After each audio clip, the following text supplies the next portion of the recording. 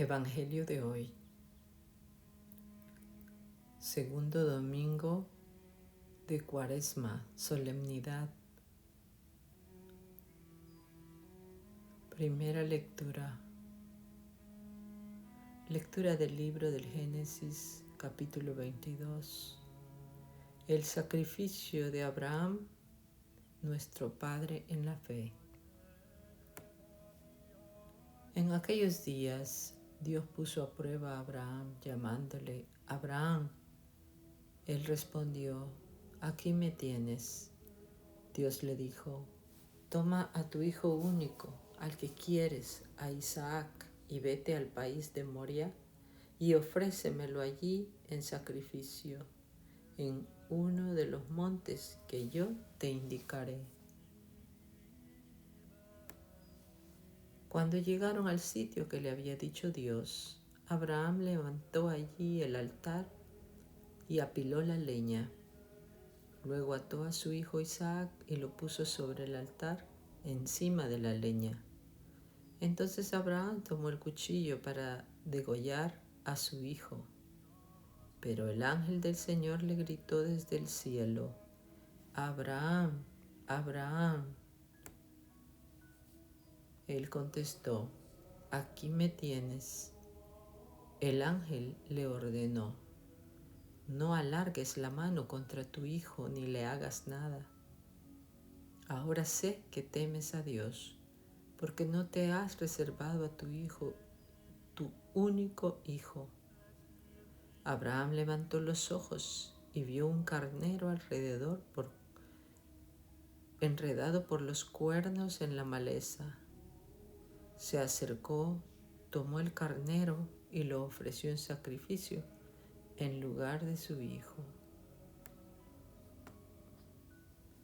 El ángel del Señor volvió a gritar a Abraham desde el cielo: juro por mí mismo, oráculo del Señor, por haber hecho esto, por no haberte reservado tu único hijo, te bendeciré, multiplicaré a tus descendientes como las estrellas del cielo y como la arena de la playa.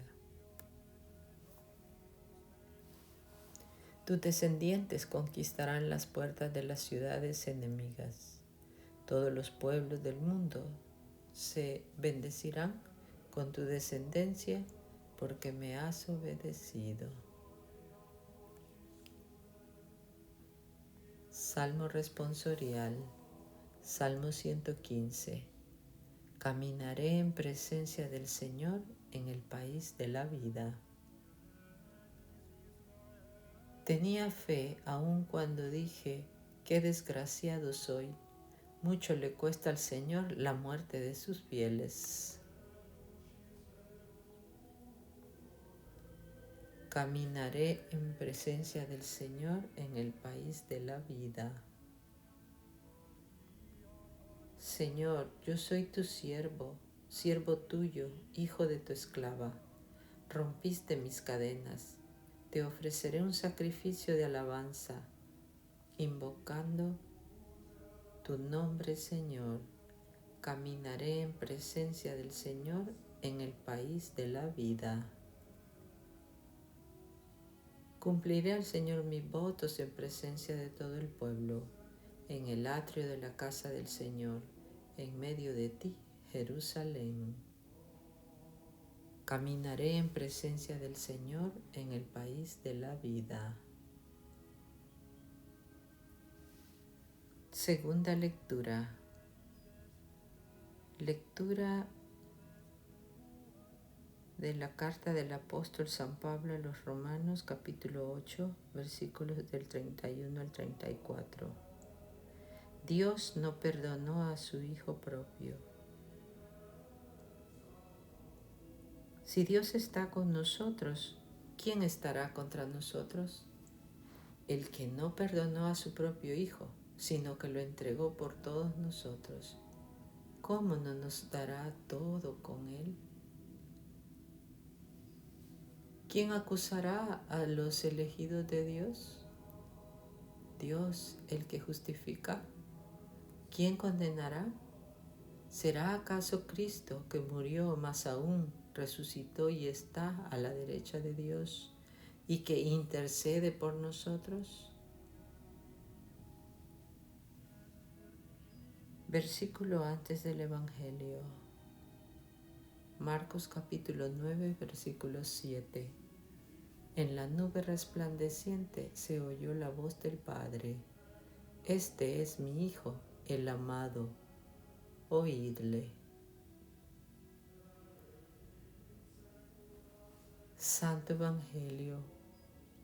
Lectura del Santo Evangelio según San Marcos, capítulo 9, versículos del 2 al 10. Este es mi Hijo amado. En aquel tiempo, Jesús tomó consigo a Pedro, Santiago y Juan y los llevó a ellos solos, aparte, a un monte alto, y se transfiguró delante de ellos. Y sus vestidos se volvieron resplandecientes, muy blancos, tanto que ningún batanero en la tierra sería capaz de blanquearlos de ese modo. Se les aparecieron Elías y Moisés y conversaban con Jesús. Toma la palabra Pedro y dice a Jesús: Rabí, bueno es estarnos aquí. Vamos a hacer 3 tiendas, una para ti, otra para Moisés y otra para Elías. Pues no sabía qué responder, ya que estaban atemorizados. Entonces se formó una nube que les cubrió con su sombra, y vino una voz desde la nube: Este es mi Hijo amado, escuchadle. Y de pronto, mirando en derredor, ya no vieron a nadie más que a Jesús solo con ellos. Y cuando bajaban del monte les ordenó que a nadie contasen lo que habían visto hasta que el Hijo del Hombre resucitara de entre los muertos.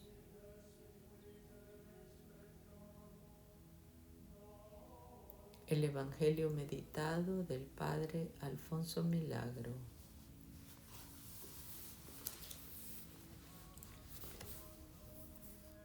Se transfiguró en presencia de ellos.